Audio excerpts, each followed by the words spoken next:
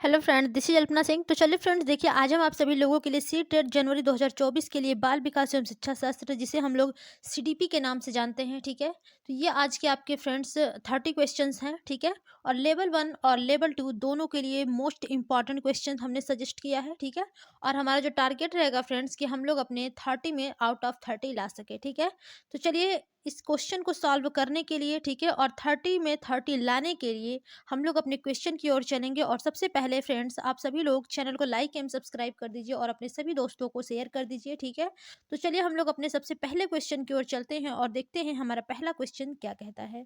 देखिए क्वेश्चन है फ्रेंड्स आपका कि शरीर के केंद्रीय भाग से परिधियों या अ, अंगरांगों, ठीक है, अग्रांगों की ओर का विकास दर्शाता है। यानी कि जो शरीर के केंद्र से परिधि की ओर जो विकास होता है वो क्या कहलाता है।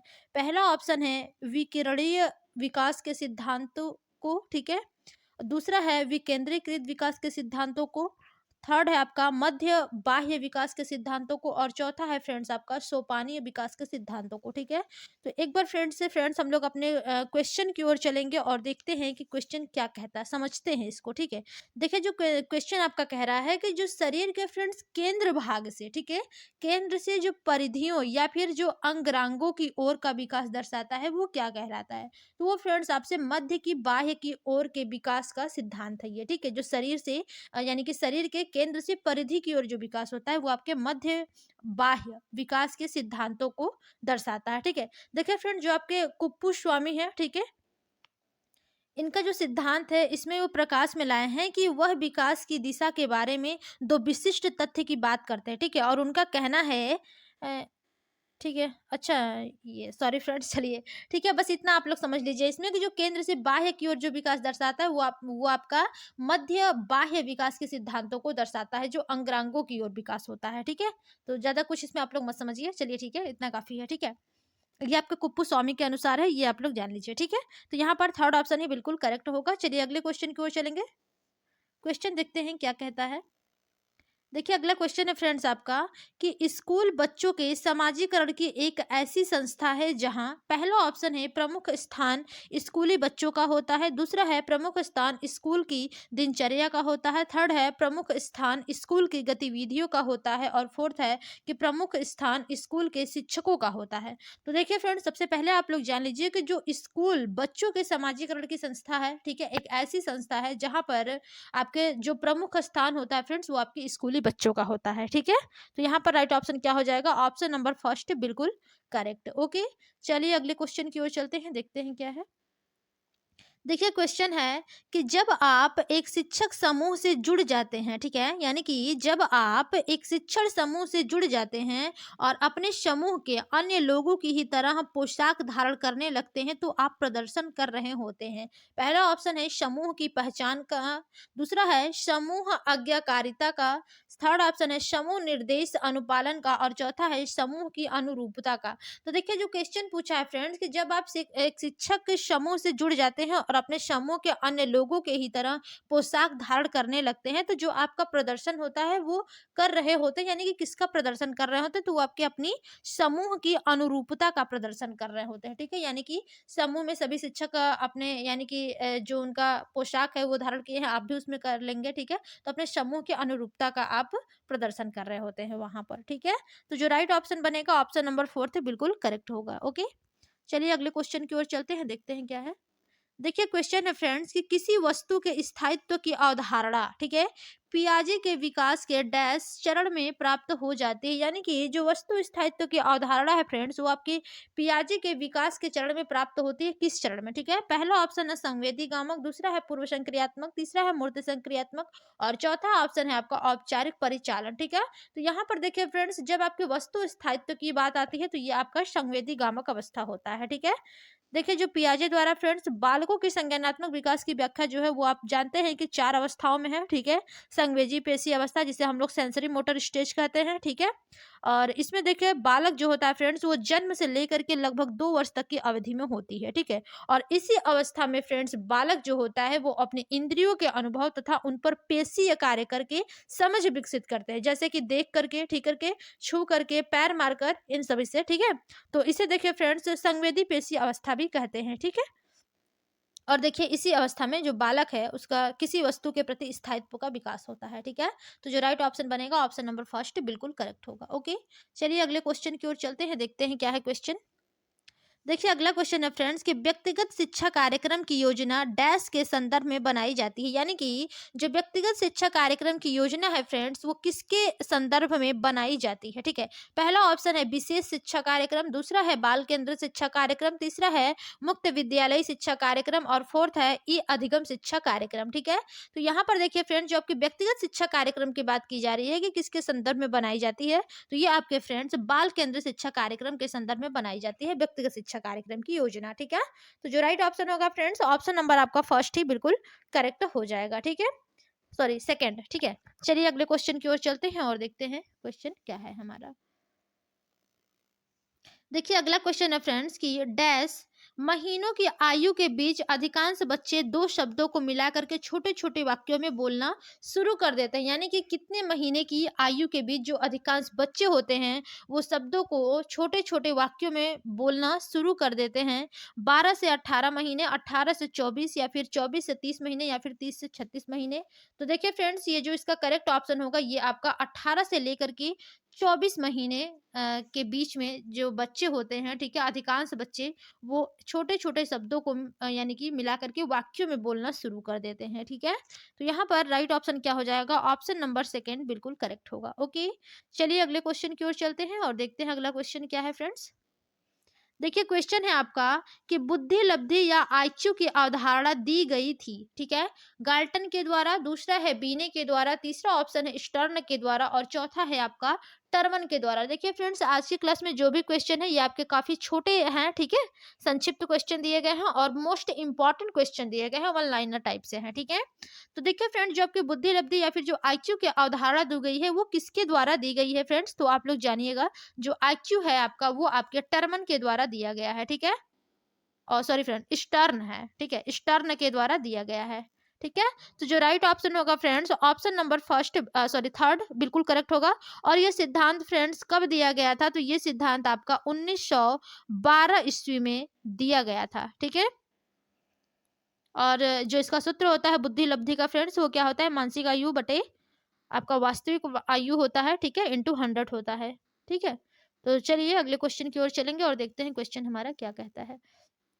देखिए क्वेश्चन है आपका कि सृजनात्मकता की डैश की अवधारणा से संबंधित माना जाता है, ठीक है, यानी कि जो सृजनात्मकता की अवधारणा है फ्रेंड्स वो किससे संबंधित माना जाता है, द्रव बौद्धिकता से, रवादार बौद्धिकता, अभिसारी चिंतन सोच या फिर अपसारी चिंतन सोच। तो देखिए फ्रेंड्स जो आपकी सृजनात्मकता की अवधारणा है, ठीक है, वो आपके जो यानी कि जो सृजनात्मकता की अपसारी चिंतन की अवधारणा है, ठीक है, इससे संबंधित माना जाता है। तो यहाँ पर क्या होगा right option friends, option number आपका क्या हो जाएगा, ऑप्शन नंबर बिल्कुल करेक्ट होगा फोर्थ, ठीक है, यानी कि जहां पर डाइवर्जेंट थिंकिंग है, ठीक है, यानी कि ऑप्शन नंबर फोर्थ अपसारी चिंतन। चलिए अगले क्वेश्चन को देखते हैं और देखते हैं क्या है क्वेश्चन ये। देखिए क्वेश्चन है फ्रेंड्स कि किसी भाषा के स्वीकृत ध्वनि संयोजनों को इसके नियमों के अंतर्गत बताया जाता है, यानी कि जो किसी भी भाषा के स्वीकृत ध्वनियों संयोजनों को इसके नियमों के अंतर्गत बताया जाता है। पहला ऑप्शन है ध्वनि संबंधी, दूसरा है व्याकरणिक, तीसरा है वाक्यात्मक और चौथा है विभक्ति विषयक। तो देखिए फ्रेंड्स यहाँ पर जो सबसे करेक्ट ऑप्शन बनेगा वो आपका क्या हो जाएगा, ध्वनि संबंधी, ठीक है। देखिए जो स्वर्णिम विज्ञान होता है फ्रेंड्स, ठीक है, फोनोलॉजी, ये आपके भाषा विज्ञान की वह शाखा है जो किसी भी मानव भाषा के किसी भी मानव भाषा में ध्वनि के सम्यक उपयोग द्वारा अर्थपूर्ण अभिव्यक्ति से संबंधित मुद्दों का अध्ययन करती है, ठीक है। तो यहाँ पर जो करेक्ट ऑप्शन होगा friends option number sorry first बिल्कुल करेक्ट होगा। ओके, ध्यान दीजिएगा आप लोग। देखिए अगला क्वेश्चन है आपका कि जब सोचने की प्रक्रिया किसी भाषा द्वारा प्रभावित, ठीक है, ये अलग हो गया है, चलिए कोई बात नहीं। देखिए क्वेश्चन है कि जब सोचने की प्रक्रिया किसी भाषा द्वारा प्रभावित होती है तो ऐसी स्थिति को कहते हैं। पहला ऑप्शन है संस्कृति प्रभावित, दूसरा है भाषा निर्धारित, तीसरा ऑप्शन है संज्ञानात्मक पक्ष और चौथा है आपका सामाजिक भाषाई उद्धृत, ठीक है। तो देखिए फ्रेंड जो आपसे क्वेश्चन पूछा गया है कि जब आप सोचने की प्रक्रिया, ठीक है, किसी भाषा द्वारा प्रभावित होती है तो ऐसी स्थिति को क्या कहेंगे फ्रेंड्स, ये आपका भाषा निर्धारित होगा, ठीक है, यानी कि जब भाषाई निर्धारण यानी कि जब इस तर्क पर आपका काम करता है कि जो भाषा है वो सीधे उस तरीके को प्रभावित करती है जो लोग दुनिया के बारे में सोचते हैं, ठीक है, और देखते हैं। और फ्रेंड, जब किसी व्यक्ति की सोचने की प्रक्रिया जो है किसी भाषा द्वारा प्रभावित होती है तो ऐसी स्थिति को हम भाषा निर्धारित स्थिति कहते हैं, ठीक है। तो यहाँ पर जो राइट ऑप्शन होगा बिल्कुल करेक्ट होगा ऑप्शन नंबर सेकंड। चलिए अगले क्वेश्चन की ओर चलते हैं, देखते हैं क्वेश्चन क्या कहता है। अगला क्वेश्चन है कि अपने अनुभव और लक्षणों के आधार पर उपकरणों में खराबी के कारण की परिकल्पना का परीक्षण कर रवि उपकरणों की मरम्मत करता है, वह उपयोग करता है। यानी कि जो अपने अनुभव और लक्षणों के आधार पर, ठीक है, उपकरणों में खराबी के कारण की परिकल्पना का परीक्षण कर रवि उपकरणों की मरम्मत करता है, वह उपयोग करता है। पहला ऑप्शन है अंतर्दृष्टि का, दूसरा है कलन विधि का, और तीसरा है आपका मानसिक दृढ़ता का, और चौथा है अनुमानी विधि का। तो देखिए यहाँ पर अनुभव से यानी कि जो खुद का एक्सपीरियंस है, ठीक है, तो यहाँ पर क्या हो जाएगा फ्रेंड्स, अनुमानी विधि हो जाएगा, यानी कि खुद के अनुभव से। ओके, तो यहाँ पर जो राइट ऑप्शन होगा ऑप्शन नंबर फोर्थ बिल्कुल करेक्ट होगा, ठीक है। चलिए अगले क्वेश्चन की ओर चलते हैं, देखते हैं क्या है क्वेश्चन। क्वेश्चन है फ्रेंड्स कि दिव्या अक्सर निर्देशित कार्यों को छोटे छोटे हिस्सों में विभाजित कर आसान बना लेती है, वह उपयोग करती है। यानी कि जो दिव्या है फ्रेंड्स वो अक्सर जो निर्देशित कार्य है, ठीक है, उसको छोटे छोटे हिस्सों में विभाजित करके आसान बना लेती है, ठीक है, तो वह उपयोग करती है। पहला ऑप्शन है कम करने की विधि का, दूसरा है द्वितीयक विस्तारण विधि का, तीसरा है उपलक्ष्य विश्लेषण विधि का, और चौथा है आपका क्रियात्मक जड़ता नियामक विधि का, ठीक है। तो यहाँ पर देखिए जो क्वेश्चन पूछा गया है कि जो दिव्या है वो अक्सर अपने जो कार्य हैं उसको छोटे छोटे भागों में विभाजित करके आसान बना लेती है, तो ये फ्रेंड्स उसका उपलक्ष्य विश्लेषण विधि हो जाएगा। विश्लेषण यानी कि अलग अलग भागों में उसको विभाजित कर लेती है, ठीक है, विश्लेषण का मतलब यही होता है। तो जो राइट ऑप्शन होगा फ्रेंड्स ऑप्शन नंबर आपका थर्ड बिल्कुल करेक्ट होगा। ओके, चलिए अगले क्वेश्चन की ओर चलते हैं, देखते हैं क्वेश्चन क्या कहता है।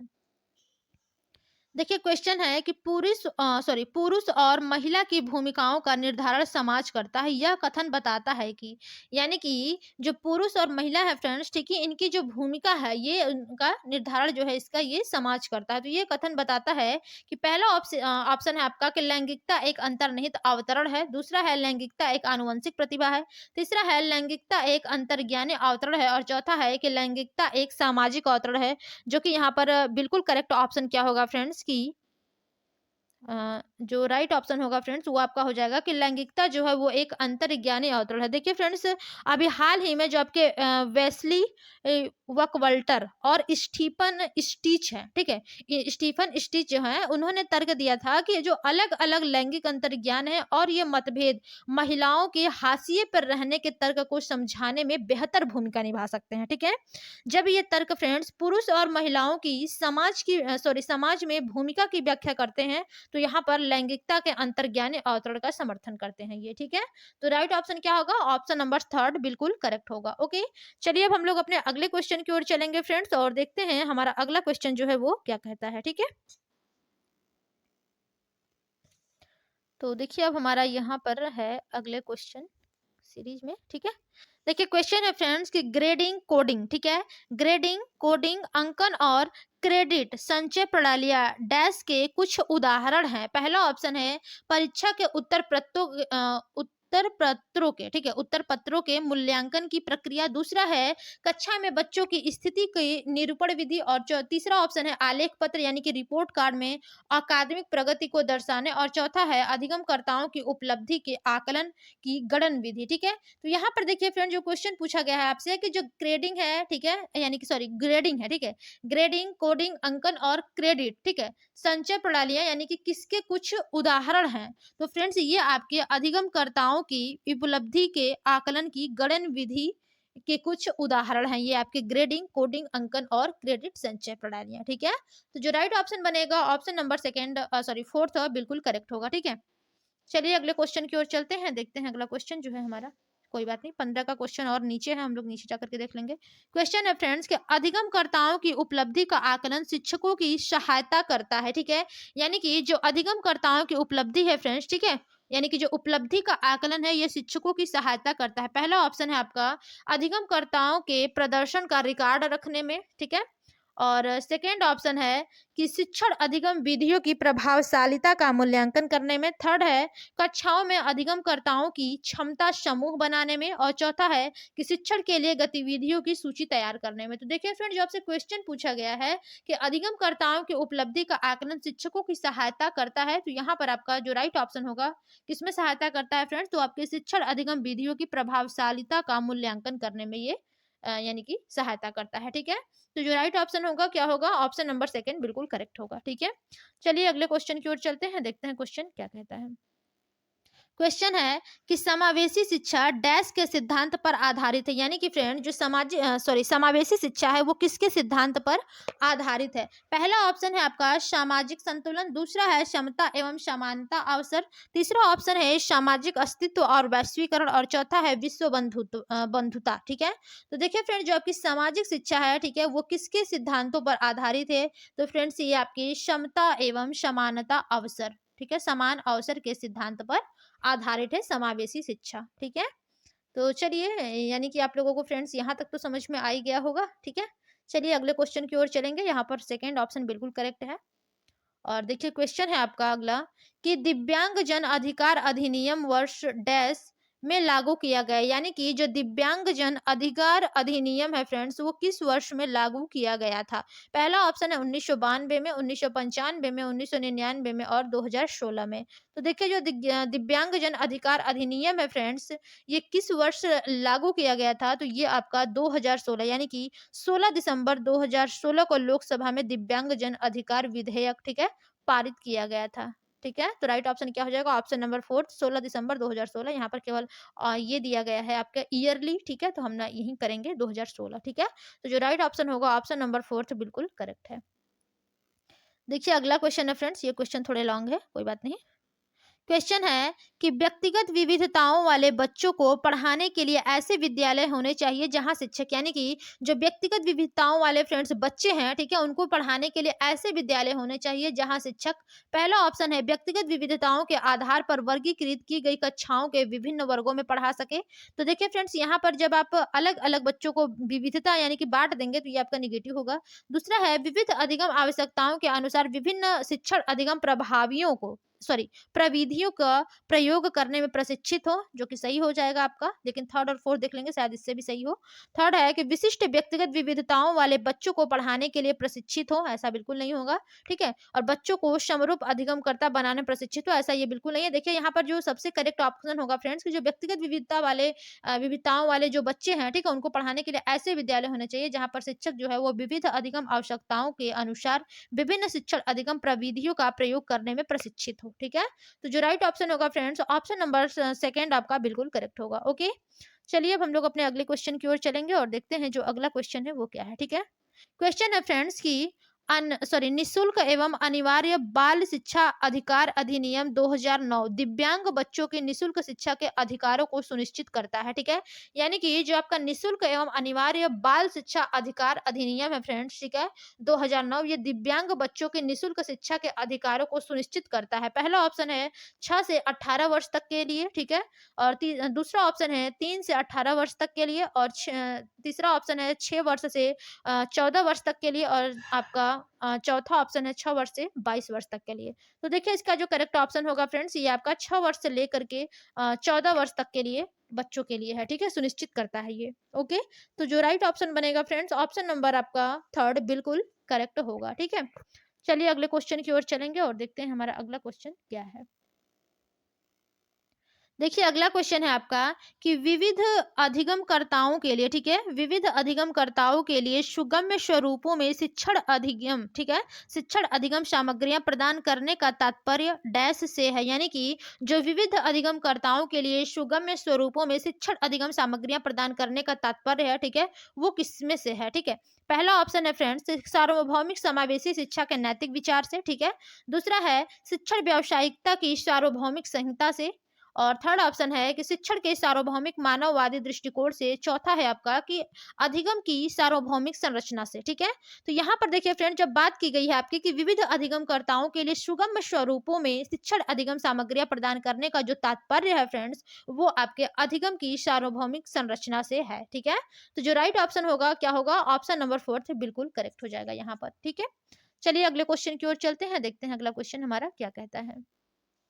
देखिए क्वेश्चन है फ्रेंड्स कि स्व जागरूकता एवं संज्ञानात्मक क्षमताओं का नियंत्रण जैसे योजना बनाना, समीक्षा करना और संशोधन करना इत्यादि डैश में अंतर्निहित है। पहला ऑप्शन है केंद्रीकरण, दूसरा है संज्ञान बोध, तीसरा है संज्ञान और चौथा है समायोजन। तो देखिए जो आपसे क्वेश्चन किया गया है फ्रेंड्स कि जो आपका स्व जागरूकता एवं संज्ञानात्मक क्षमताओं का नियंत्रण है, ठीक है, जैसे कि आप योजना बना रहे हैं, ठीक है, समीक्षा कर रहे हैं या फिर किसी चीज में आप संशोधन कर रहे हैं, ठीक है, तो ये किसमें आपका अंतर्निहित होगा, तो फ्रेंड्स ये आपके ऑप्शन नंबर सेकंड यानी कि संज्ञान बोध, जिसे हम लोग मेटा कॉग्निशन कहते हैं। ठीक है, इसी में यानी कि यही आपका संशोधन करना है, इसी में आपका होगा। ठीक है, अंतर्निहित ये करता है। यानी कि देखिए फ्रेंड, जो आपके मेटा कॉग्निशन होते हैं, ठीक है, इसके कुछ महत्वपूर्ण मानसिक प्रक्रियाओं का सामूहिक नाम है, जिसमें कि ध्यान हो गया, स्मरण हो गया, ठीक है, निर्णय लेना हो गया, और आपके कई हैं जैसे कि भाषा निपुणता हो गए, समस्याएं हल करना, ठीक है, ये सभी आपके शामिल है। तो देखिए फ्रेंड, जब ये आपके संज्ञान की बात करते हैं, ठीक है, तो जो संज्ञान का अध्ययन होता है वो आपके बाल मनोविज्ञान, दर्शन शास्त्र, ठीक है, इसमें व्यापक तौर पर किया जाता है। और मोटे तौर पर देखिए जो संज्ञान होता है फ्रेंड्स, वो दुनिया से जानकारी लेकर फिर उसके बारे में अवधारणाएं बनाकर, ठीक है, उसे समझने की प्रक्रिया को भी कहा जा सकता है। ठीक है, तो देखिए फ्रेंड, जो स्व जागरूकता एवं संज्ञानात्मक क्षमताओं का नियंत्रण होगा, ठीक है, वो इसी के अंतर्निहित होते हैं। ठीक है, तो यहाँ पर जो राइट ऑप्शन बनेगा ऑप्शन नंबर सेकंड यानी कि संज्ञान बोध बिल्कुल करेक्ट होगा। ठीक है, चलिए अगले क्वेश्चन की ओर चलते हैं, देखते हैं अगला क्वेश्चन क्या कहता है।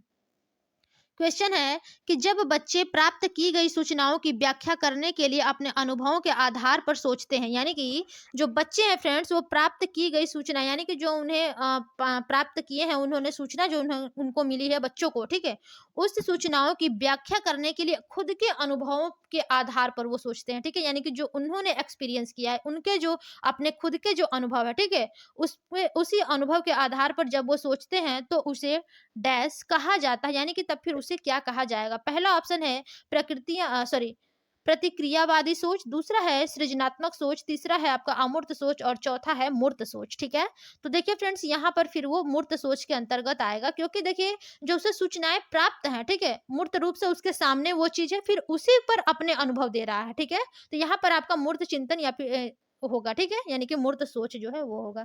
देखिए फ्रेंड, जो मूर्त या फिर जो चिंतन होता है, ठीक है, इसका जो शाब्दिक अर्थ होता है फ्रेंड्स, ये होता है कि जो भौतिक दुनिया है, ठीक है, इस पर ध्यान केंद्रित करना। ठीक है, और देखिए ये जो अमूर्त सोच के ये विपरीत होता है। ठीक है, जो मूर्त सोच होता है ये आपके अमूर्त सोच के विपरीत होता है। जो लोग देखिए फ्रेंड्स गहरे सोच में लगे होते हैं, ठीक है, वे तथ्यों और वास्तविक वस्तुओं और शाब्दिक परिभाषाओं पर वो केंद्रित होते हैं। ठीक है, इसमें पूर्व की सूचनाएं काम आती हैं, ठीक है, काम आती है और उसी को आधार बनाकर सोचने की प्रक्रिया का संपादन किया जाता है। और देखिए फ्रेंड, जो इसी के अंतर्गत आपके यानी कि जब बच्चे प्राप्त सूचनाओं के आधार बना करके किसी चीज की व्याख्या करते हैं, तो यह उनके मूर्त चिंतन को इंगित करता है। ठीक है, तो जो राइट ऑप्शन होगा ऑप्शन नंबर फोर्थ बिल्कुल करेक्ट होगा। ठीक है, चलिए अगले क्वेश्चन की ओर चलते हैं, देखते हैं क्वेश्चन हमारा क्या है। देखिए क्वेश्चन है कि अधिगमकर्ताओं को व्यक्तिगत क्षमता के आधार पर उनकी कठिनाइयों के विभिन्न स्तरों को ध्यान में रखते हुए पढ़ाने की विधि को डैश कहा जाता है। फर्स्ट ऑप्शन है फ्रेंड्स इसमें विभेदी अनुदेशन, दूसरा है चयनित अनुदेशन, तीसरा है सटीक शिक्षण और चौथा है त्रुटिहीन अनुदेशन। अब चलिए फिर से हम लोग एक बार क्वेश्चन को देखते हैं क्या है।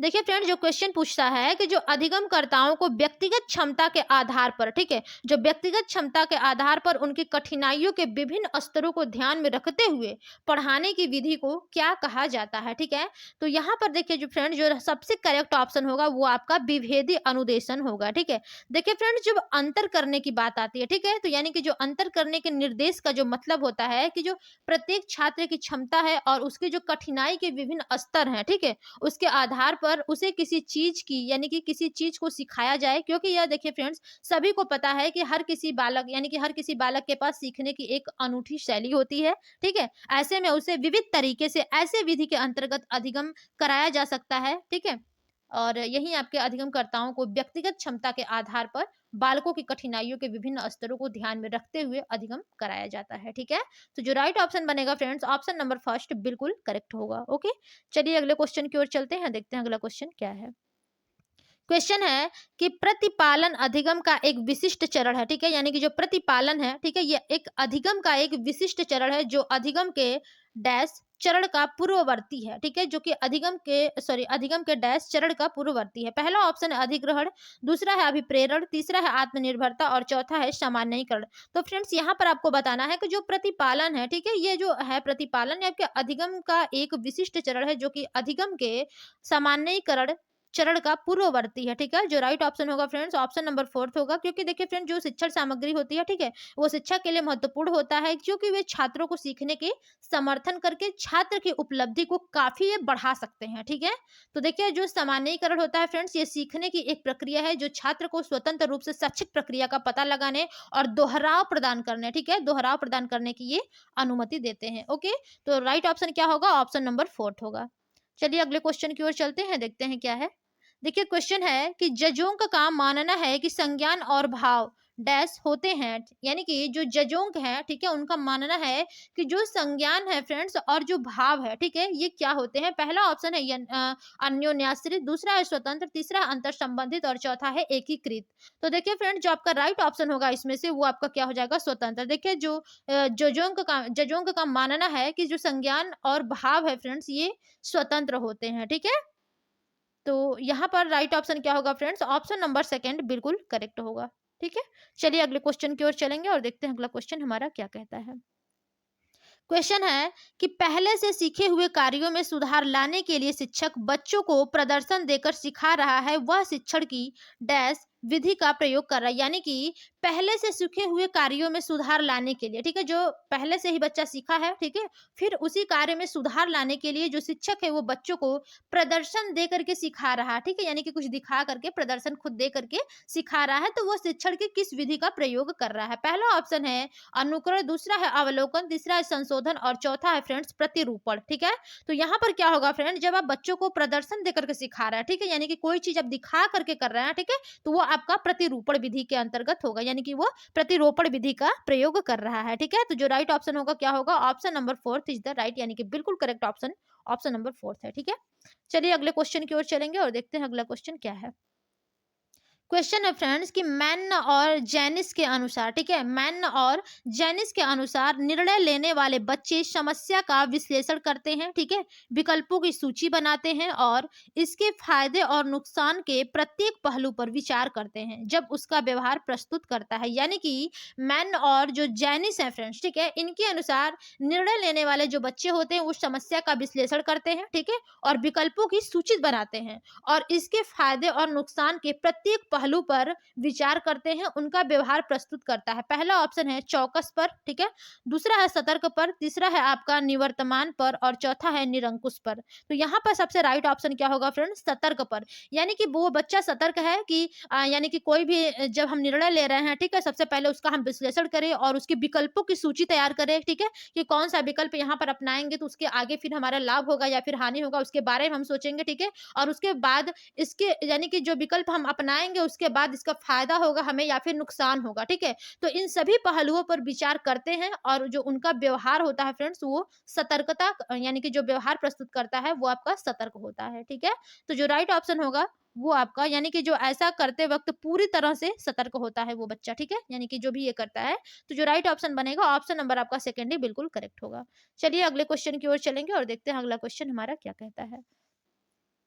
देखिए क्वेश्चन है कि एक समस्या सुधारक बच्चा, ठीक है, एक समस्या सुधारक बच्चा डैश विचार के आधार पर कथनों की सच्चाई या संभावना का मूल्यांकन करता है। ठीक है, यानी कि जो एक बच्चा है, सॉरी, एक समस्या है, ठीक है, समस्या सुधारक जो बच्चा है, ठीक है, वो किस विचार के आधार पर कथनों की सच्चाई या फिर संभावना का मूल्यांकन करता है। पहला ऑप्शन है सृजनात्मकता, यानी कि सृजनात्मक, दूसरा है सौंदर्य बोध, तीसरा है अमूर्त और चौथा है आपका तार्किक। तो देखिए यहाँ पर जो सबसे करेक्ट ऑप्शन बनेगा फ्रेंड्स वो आपका क्या होगा, सौंदर्य बोध होगा। ठीक है, देखिए एक बच्चा यानी कि सॉरी यहाँ पर ऑप्शन आपका तार्किक होना चाहिए, ठीक है, तार्किक होगा, ठीक है। देखिए फ्रेंड, जब मानव जाति के इतिहास के जो आरंभिक दौर में लोग अपनी समस्या को शुद्ध यानी कि व्यवहारिक यानी कि जब प्रैक्टिकली, ठीक है, आधार पर हल किया करते थे, तो जो उनके सैद्धांतिक सक्रियता का जन्म होता था, ठीक है, वो बाद में जा करके हुआ ये, ठीक है। और यह बात एक बच्चे पर भी लागू होती है, और इसलिए जब किसी समस्या का निराकरण करता है तो वह तर्क के अधीन रहता है, ठीक है। तो यहाँ पर राइट ऑप्शन क्या होगा, तार्किक। ओके, तो यहाँ पर बिल्कुल करेक्ट ऑप्शन होगा ऑप्शन नंबर फोर्थ। चलिए अगले क्वेश्चन को देखेंगे फ्रेंड्स, और देखते हैं हमारा अगला क्वेश्चन जो है वो क्या कहता है। क्वेश्चन है आपका कि जिस दिए गए कार्य को करते समय बच्चे स्वयं आनंद लेते हुए अनुभव प्राप्त करते हैं, यानी कि जिस दिए गए कार्य को करते समय बच्चे स्वयं यानी कि खुद आनंद लेते हुए अनुभव प्राप्त करते हैं, उसे क्या कहा जाता है, ठीक है। पहला ऑप्शन है ड्रिल और अभ्यास, दूसरा ऑप्शन है उपभोक्ता प्रकार का कार्य, तीसरा है निर्माणात्मक प्रकार का कार्य, और चौथा है समस्यात्मक प्रकार का कार्य। यहाँ पर देखिए फ्रेंड्स, क्वेश्चन में कि आपसे आनंद लेते हुए अनुभव वो प्राप्त करते हैं, ठीक है। तो जब बच्चा आनंद लेते हुए अनुभव का प्राप्त करेगा फ्रेंड्स, तो वो आपका उपभोक्ता प्रकार का कार्य होगा। यानी कि देखिए, जब एक बच्चा फ्रेंड्स खेलते हुए न केवल आनंद लेता है बल्कि वह स्वयं सीखता है, ठीक है, वह चलना, रेंगना, अभिनय करना, सुनना, बात करना, ये सब सीखता है। तो बच्चे जब चित्र देखता है तो वह सीखने के साथ ही अध्ययन भी करता है, ठीक है। वह सीखने के दौरान सबसे अधिक आनंद लेता है फ्रेंड जब बच्चा खुद को खिलाना सीखता है और खुद को कपड़े पहनना सिखाता है, ठीक है। और उसे ऐसी चीज करने में मजा आता है, यानी कि ऐसा करते हुए वह उपभोक्ता प्रकार के कार्यों का संपादन करता है, ठीक है। तो जो राइट ऑप्शन होगा ऑप्शन नंबर सेकंड बिल्कुल करेक्ट होगा, ठीक है फ्रेंड्स। तो चलिए अब हम लोग आज के अपने लास्ट क्वेश्चन की ओर चलेंगे और देखते हैं क्वेश्चन क्या कहता है, ठीक है। क्वेश्चन है कि बहुसंवेदी शिक्षण अधिगम की प्रविधि में अधिगम संवर्धन हेतु दृश्य, श्रव्य, स्पर्श और डैश संवेदना का एक साथ प्रयोग किया जाता है, ठीक है। यानी कि जो बहुसंवेदी शिक्षण अधिगम की प्रविधि होती है फ्रेंड्स, इसमें अधिगम संवर्धन हेतु दृश्य, श्रव्य, स्पर्श और यानी कि डैश, ठीक है, संवेदना का एक साथ प्रयोग किया जाता है। पहला ऑप्शन है गतिबोधक, दूसरा है कर्णकोटक, तीसरा ऑप्शन है प्रत्यक्षीकरण, और चौथा है आपका अवलोकन। तो देखिए यहाँ पर जो सबसे करेक्ट ऑप्शन होगा फ्रेंड्स कि जो बहुसंवेदी शिक्षण अधिगम की प्रविधि है, ठीक है, इसमें अधिगम संवर्धन हेतु श्रव्य, दृश्य, श्रव्य, स्पर्श और गतिबोधक, ठीक है, गतिबोधक संवेदनाओं का एक साथ प्रयोग किया जाता है, ठीक है। तो यहाँ पर आपका राइट ऑप्शन क्या होगा फ्रेंड्स, ऑप्शन नंबर फर्स्ट बिल्कुल करेक्ट हो जाएगा। चलिए फ्रेंड्स, आज की क्लास में हमने टॉप 30 क्वेश्चन कंप्लीट किए, ठीक है, और आपके आउट ऑफ 30 कितने सही हुए हैं ये आप लोग हमें कमेंट करके बताइएगा, ठीक है। तो चलिए, अभी तक जिन लोगों ने फ्रेंड्स लाइक और सब्सक्राइब नहीं किया है चैनल को, वो लोग कर दीजिए। चैनल है लर्न विथ अल्पना, ठीक है, और अपने सभी दोस्तों को भी फ्रेंड्स शेयर कर दीजिए, क्योंकि हमारे चैनल पर यानी कि आपका ही चैनल है, हमारा नहीं है, ठीक है, आप लोग पढ़ते हैं तो आपका चैनल है। और इसमें फ्रेंड्स कंटिन्यू आपकी हिंदी एसएसटी सीडीपी यानी कि पेपर 2 के लिए बेस्ट तैयारी कराई जा रही है, ठीक है। तो यानी कि सभी को शेयर करिए और कंटिन्यू फ्रेंड्स चैनल पर जुड़े रहिए। चलिए, अपने मिलेंगे अब हम लोग अपनी अगली क्लास में यानी कि कल के क्लास में हिंदी के साथ, ठीक है। तब तक के लिए धन्यवाद, बाय बाय।